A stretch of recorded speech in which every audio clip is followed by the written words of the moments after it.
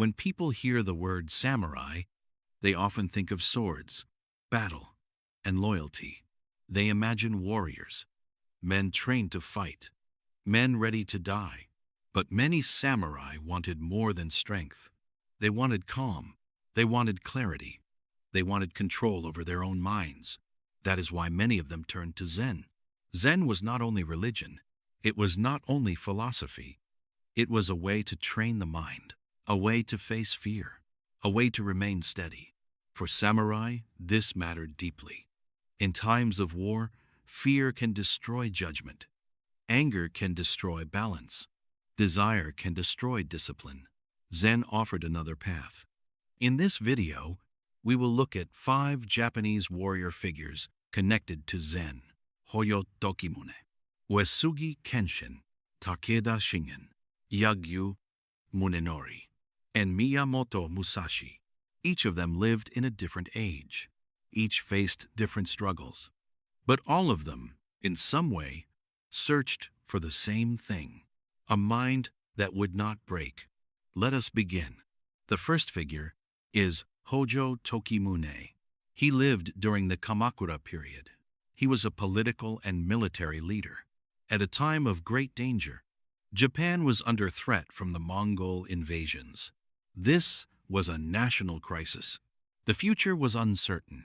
The pressure was enormous. In this time of fear, Tokimune turned deeply toward Zen. He is known for studying under the Zen master Mugaku Sogen. Why would a leader seek Zen in such a desperate moment? Because strategy alone is not enough.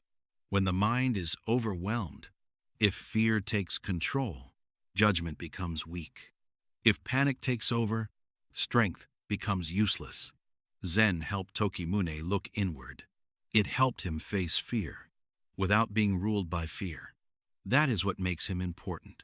He does not represent a man who had no fear. He represents something harder, a man who stood firm, even while fear was present.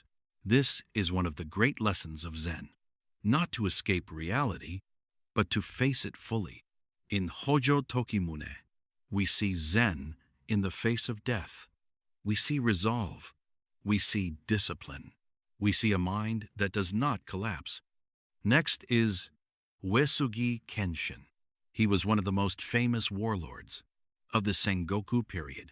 People remember him as a brilliant commander, but there is something else about him that still stands out. He carried a strong sense of discipline and a strong sense of honor.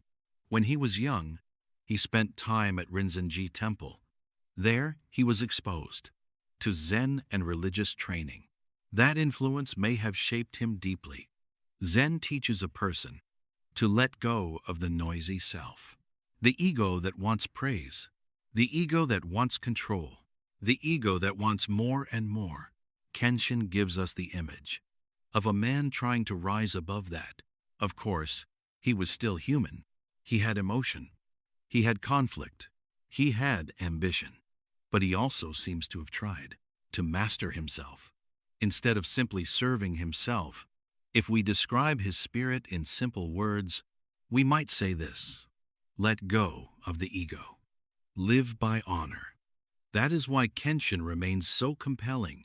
He was not only a man of power, he was also a man of restraint.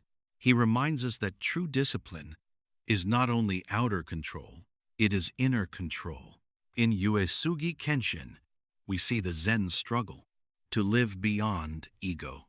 The third figure is Takeda Shingen. Shingen was one of the great military leaders of Japanese history. He was known for strength, intelligence, and sharp judgment, but he also had a strong connection to Zen institutions. He is especially linked with Rinzenji Temple and the Zen monk Kaizen Yoki. Shingen lived in a world of instability. Alliances changed quickly. Battles could begin at any moment. One decision could change everything. In such a world, the enemy was not only outside. Sometimes the real danger was the chaos inside the mind. Zen values calm awareness. It is easy to feel peaceful when everything is quiet. It is much harder to stay calm in the middle of action. That is why Shingen matters here. He seems to represent a quiet kind of strength, not noisy strength, not reckless strength, but clear strength, the strength to think clearly while the world is unstable, the strength to act without losing inner balance. His Zen was not separate from life. It was part of leadership, part of judgment, part of survival. Even now, this lesson feels close to us. We also live in noisy times. We face pressure. We face distraction. We face anxiety. Takeda Shingen reminds us that stillness is also power. In him, we see Zen within chaos. Our fourth figure is Yagyū Munenori. He served the Tokugawa shogunate and became one of the most important masters of swordsmanship in early modern Japan. But he was not only a swordsman, he was also a thinker. His name is closely connected to the Zen monk Takuan Soho. Takuan wrote about the mind, freedom, and action. One of the most important ideas here is simple. The mind must not get stuck. If your mind clings to your opponent, you lose the bigger picture. If your mind clings to winning, your movement becomes rigid. If your mind clings to fear, you freeze. The moment the mind gets trapped, freedom disappears. This is closely connected to the Zen idea of mushin. Mushin is often translated as no mind, but that does not mean numbness. And it does not mean blankness. It means a mind that does not get stuck. A mind that can respond naturally, clearly, freely. Munenori understood that this idea was bigger than swordsmanship. It also mattered in service, in judgment, in everyday life. That is why his teaching still feels modern. Many of us live with minds that cling too tightly. We cling to fear. We cling to results. We cling to what others think.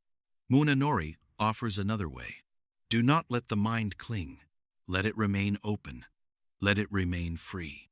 In Yagyū Munenori, we see Zen as the unfixed mind. And now we come to Miyamoto Musashi. He is perhaps the most famous swordsman in Japanese history. He is remembered as a duelist, a wandering warrior, and a man of great discipline. But what makes Musashi so fascinating is not only his strength, it is where that strength led him. Near the end of his life, Musashi wrote the Book of Five Rings. In Japanese, this is called Go-Rin no Sho. In this work, he divided his teaching into 5 parts: earth, water, fire, wind, and finally, ku. Ku is often translated as emptiness or the void. But here, it does not mean simple nothingness. It points to a deeper freedom, a state beyond rigid form, beyond attachment to method, beyond being trapped by technique. Musashi did not reject discipline. He did not reject form. First, you learn the form. Then you practice it. Then you understand it deeply. But at the highest level, you are no longer trapped by it. That is the direction Musashi points toward. A freedom beyond technique. A way of seeing clearly. A way of acting naturally.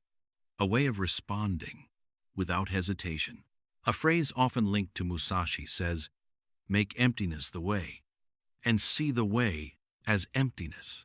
This is why Musashi still matters today. His writing is not only about fighting. It is about freedom from fixation. It is about clear seeing. It is about self-mastery. In Miyamoto Musashi, we see the path beyond form. We see the movement toward ku. So what do these 5 figures show us? Hōjō Tokimune shows us Zen in the face of death. Uesugi Kenshin shows us the struggle to live beyond ego. Takeda Shingen shows us stillness within chaos. Yagyū Munenori shows us the unfixed mind. Miyamoto Musashi shows us the path beyond form toward ku. They lived in different centuries. They faced different enemies. They walked different paths. But they all seemed to ask the same question. How can a human being remain unshaken? That question still matters today. We may not carry swords, but we still face fear. We still face anger. We still face pride. We still face distraction. That is why these samurai still speak to us. Their Zen was not a way to escape life. It was a way to meet life fully. And perhaps that is their final lesson. True strength is not only the power to defeat an enemy. It is the power to master yourself. Thank you for watching. If you enjoyed this video, please like, subscribe, and join me again for more on Japanese history, Zen, and the deeper world of the samurai.